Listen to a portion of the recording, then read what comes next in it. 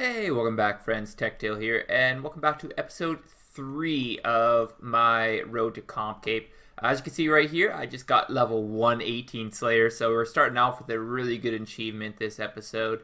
It's kind of strange that I'm getting it on Adamant Dragons because these are such a quick task and don't really give much experience. But I just finished up a Soul Devourer task and was only a couple thousand Slayer experience away from actually getting to the 118. I do want to show you how much experience that actually is because I know not many people get up this high to the levels.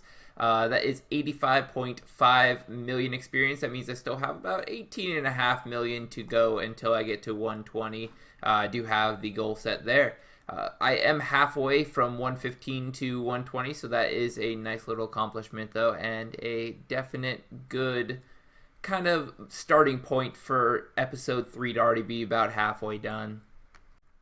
Quick little update for you guys. It's been a little while since I actually recorded, about 2 or 3 days. I did take about 2 days off just to chill over the weekend.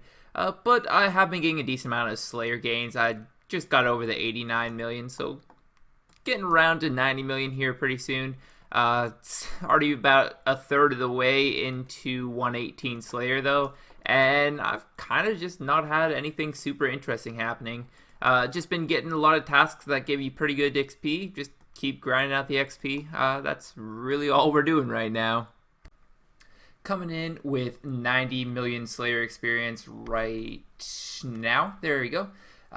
Just hit over the 90 million mark. So pretty good landmark right there. I probably will finish out this task, but I honestly just don't want to be doing Slayer for the entire episode. So my guess is that I'm going to be doing probably some questing or something just to finish out this episode so that it's not all Slayer.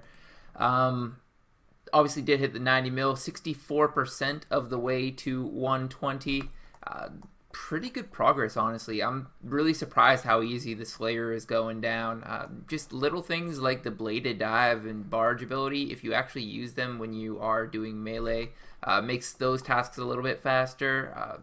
And it's not that hard to actually be using them. Things like the auras, like Berserker Aura, definitely increases the XP per hour of Slayer, just a little bit extra. As you can see right here, daily tasks, everything just kind of adds up and makes this experience a lot easier to get than I was originally anticipating when I started this.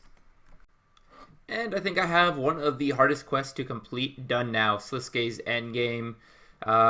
Did get a lot of experience from this as well, 250,000 times 5, so 1.25 million experience just from one quest. That's a little bit overpowered, and realistically it only takes like an hour and a half, 2 hours if you are doing it with a guide. So this is actually one of the most efficient ways of training up the Slayer skill as is. So I'm probably going to go and check, see if any of the other mainline quests actually have this much experience, because this is an absolutely insane quantity of rewards just from doing one quest. Another quest down. This is Pieces of Hate. Actually, I was unaware that it had a pretty good reward in it. It says you get a Holy Wrench Prayer regain boost when using Dungeoneering necklaces, ectoplasmator, and prayer potions. I'm not sure if that means that you always have the Holy Wrench Prayer regain, or it just means the Holy Wrench is more powerful now. I'll definitely have to look that up, though, to see exactly what that is worth. But do get a little bit more Slayer experience from this. It's not going to be a huge amount, about 100,000 Slayer experience in bonus experience, which, seeing as how I'm training up Slayer in the near future anyway, it's basically the same as regular experience. Just completed up the Demon Slayer quest, probably the easiest quest that I had left to do, but it does leave me with exactly 10 quests left to do. So we're actually getting pretty close to getting the quest cape. May actually be able to finish this all up in this episode. And I was totally incorrect with Sliske's Endgame being the worst quest left to do. Dimension of Disaster was absolutely insane. On top of actually doing like the 5 parts of Dimension for Disaster, which gave me quite a few quest points, as well as just one quest done according to the quest log. I did get 10 silver pennies, so let's go ahead and go to the reward store here. This is going to give me a Dark Light upgrade, which will be very useful for potentially doing some Ripper Demon tasks in the future. So now that I have the Dark Light upgrade, I probably would use that instead of a Drygore. It may be the little boost that I needed to actually make Ripper Demons not have to do their special ability. Still need to test them out a little bit, see if it is worth doing the Ripper Demon tasks, because they do have an instant one-hit KO. But it may be a nice thing to add to the last 10 to 15 million experience for Slayer. I am going to be unlocking the rest of these, and I am going to be completing all of the tasks or achievements for new Varrock. Don't think it's actually a thing that you need to do for Comp Cape, but I feel like it's one of those things that they could very easily add to Comp Cape in the future, so I just want to have it already done in case they do add it in the future. And I was so close because I spent probably a good 2 to 3 hours just in New Varrock with all the quests, as well as doing as many of the achievements as I could. And with that, I should have all of the tasks done. He's going to be upgrading my armor twice because the last task that I actually had to do was to rejoin the other guild. I had the Black Arm gang, and then I had to go to the Phoenix gang. I had to go and do the Phoenix gang, so that means I had to reset the entire quest just to join the other gang. It's not that bad, assuming that you do everything else beforehand, and all you had to do was leave the tier 20 and salute option for the second playthrough as well, because you can upgrade Zaf's shop so that you can just go ahead and buy yourself a spider silk robe, top, bottom, and hood. All in all, though, pretty easy to get all of these done. It takes a little bit of time just to find all the chests, and I had one chest that I just couldn't see because it just stashed away in a little corner, and I was convinced that this was like bugged or something. But all in all, got those tasks done at least. Again, not an actual comp requirement, but definitely something nice to get done while we're just doing this quest anyway. Just completed up back to the freezer. One quest point and a little bit of experience in a lot of different things. Technically, it's going to be slightly helpful for the penguin hide and seek.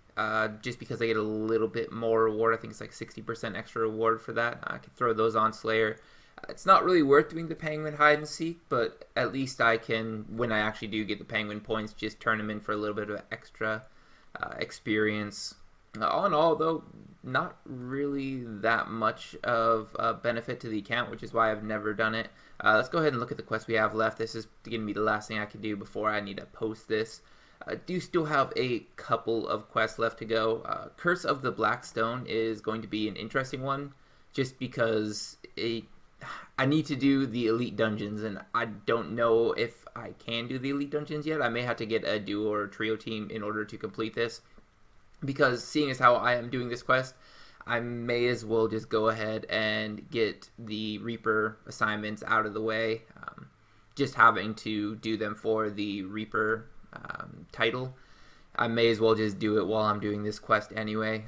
The rest of these quests should be relatively easily done though. So next episode, assuming that I can get the Curse of the Black Stone all completed, I should be getting my quest cape.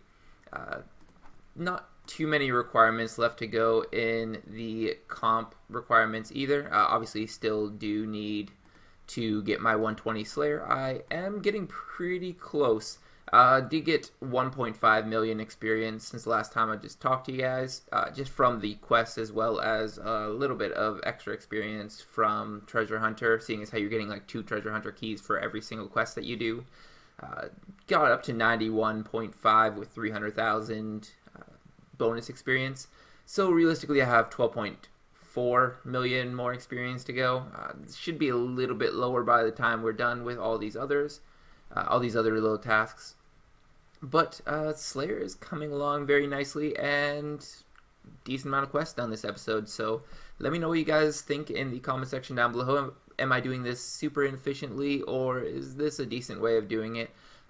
Also, leave a like if you are enjoying this series, and subscribe to the channel so you can see the rest of the series. As always, though, have a good one.